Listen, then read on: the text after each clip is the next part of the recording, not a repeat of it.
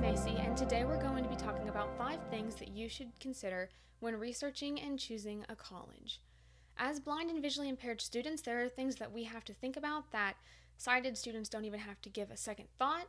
So hopefully this video will make you aware of some of those and bring them to your mind so you can start narrowing down and organizing your college search based on things that are relevant to you as a blind student. Before we get into what to actually consider, I do have one main tip, and that is write everything down, whether it be on paper with a Perkins or a Slate and stylus, or in a Word file, or in an organized color-coded spreadsheet if that is your style. You want to write everything down. Any piece of information that you could possibly need in the future, you want that somewhere. Because if you've ever tried to access a college website with a screen reader, you know that 99% of them are awful, and you do not want to go digging for the same information more than once. If writing an organization isn't really your style, we do have a blog post that has a sort of worksheet template that you can put into a document and fill out for each college that lists the things I'm going to talk about in this video and gives you space to fill them in. I strongly recommend using that. That can be found at challengesolutions.org, and I will link it in the description. So let's get into what to actually consider when choosing a college. The first main thing is the degree program. You want to make sure that you can get the degree that you want from any college you research first. Before you look at any other factors at that college, you want to be sure that you can do what you want to do, that you can get the degree that you want from that college. Believe me, I wasted a lot of time researching universities that didn't even offer the degree I wanted because I didn't bother to check that first. So be sure that's there before you get your heart set on a college. Learn from my mistakes. Another thing with the specific degree program is take a look at the graduation rate and any student reviews you can find. Those can tell you a lot about a degree program and how good it is and its status. I strongly recommend looking at lists of the top colleges for your degree program if you are open to traveling, because ratings and reviews are not everything, but I will say they can tell you a thing or two about a program at a college. Another thing is read everything you can find about your specific degree program and area of study on the college's website.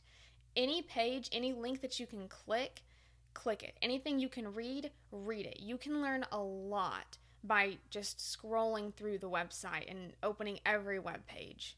Also, if it's necessary, contact the head of your department. For example, I am a blind student going into the music education field.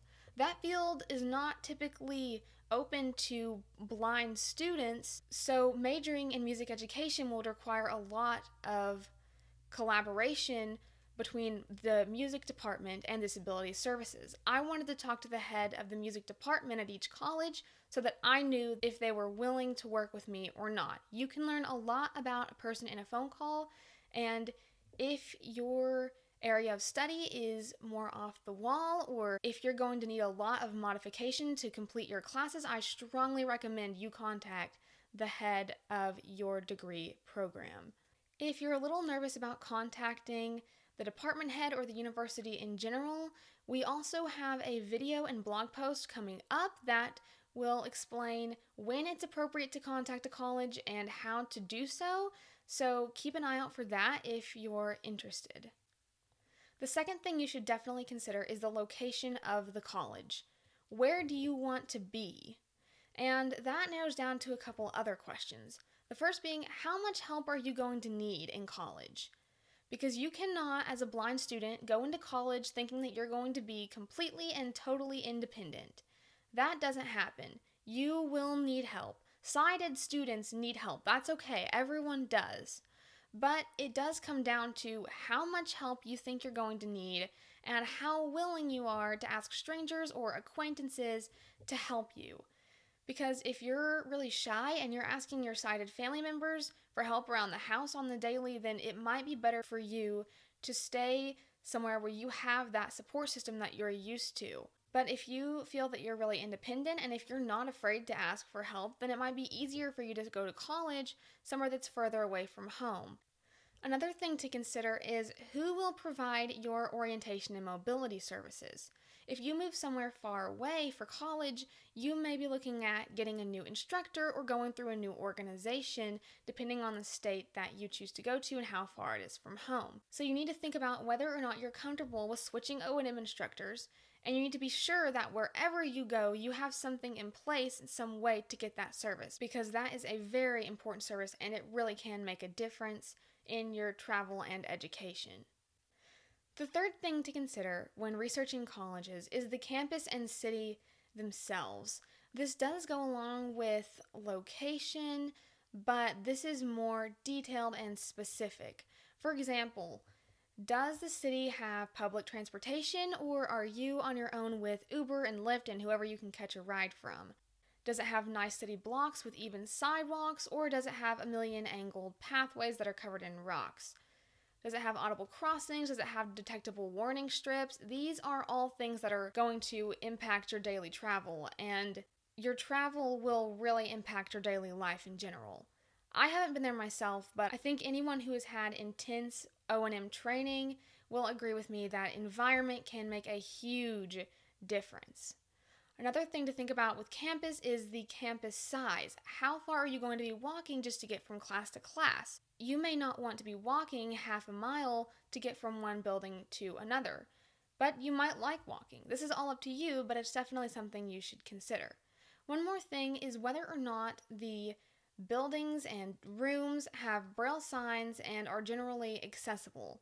Now, that's a hard thing to look for right now, seeing as we can't actually tour any campuses, but you should not be afraid to ask these questions on the phone with disability services. They should be happy to help you with that. In addition, talk with students who have already attended the college. If you know any visually impaired student who's attended a college that you're looking at, talk to them. I'm sure they'll be able to help you and answer your questions, and they can definitely help you get a feel for the environment you're going to be in from the perspective of someone else who is visually impaired. If not, find a sighted student who's already been to that college. You can still get a lot of detail from them, and most of them will be very happy to help you out. It's definitely worth checking out. The fourth aspect of college that we should definitely consider is tuition. Now, if you live in Arkansas, the Division of Services for the Blind will pay your full tuition as long as you go to college in state. If you go out of state, they will pay up to the most expensive public university in Arkansas, which is the University of Arkansas. So that's definitely something to consider if you want to go to college out of state. You need to think about how much money you can expect to get in scholarships and how you're going to pay the rest of your tuition if that money is not enough. Of course, the sky is always the limit. There's always a way for you to go where you want to go, but you should have a plan in place for how you're going to pay your expenses. Finally, the fifth thing to consider when choosing a college is, of course, disability services. This is probably the most important aspect of any college that you're going to look at, because they can make or break your college experience. I have heard horror stories of 4-year degrees taking 6 or grades dropping because accommodations were not met in colleges with disability services who were not helping their students to their full capabilities. So you need to be sure that the people that are in charge of your accommodations are confident and educated. See if they're willing to take time to meet with you and answer your questions. When I was doing my research personally, I had one college that I emailed. I tried to set up a phone appointment, and they told me they didn't want to set anything up until the fall. Well, admissions open in August, and I was not going to get a meeting before then. So that told me that that college did not value me as a student, and that put them out of my college search list altogether. You need to be sure that the disability services, and specifically the low vision coordinator at any college you choose to go to, value you as a student and will take the time to meet with you and answer your questions. And speaking of questions, you should ask as many as you can possibly think of. Any question you have about your accommodations, ask it. We are also hopefully going to have a blog post coming up soon that will have a list of random questions that you may need to ask disability services, so keep an eye out for that on challengesolutions.org. But regardless of your accommodations, you need to make sure that whatever college you attend is willing to meet your needs. This is not something you want to sacrifice under any circumstances, I assure you. So definitely consider that a high priority. I have one last tip to give you before the end of this video, and it starts with how I did my college research. So when I started researching colleges, I started with the entire country. I said, what college might I want to attend in the United States? But as it turned out, that was very overwhelming because I had a lot of options. And on top of that, I ended up choosing a college that was in-state.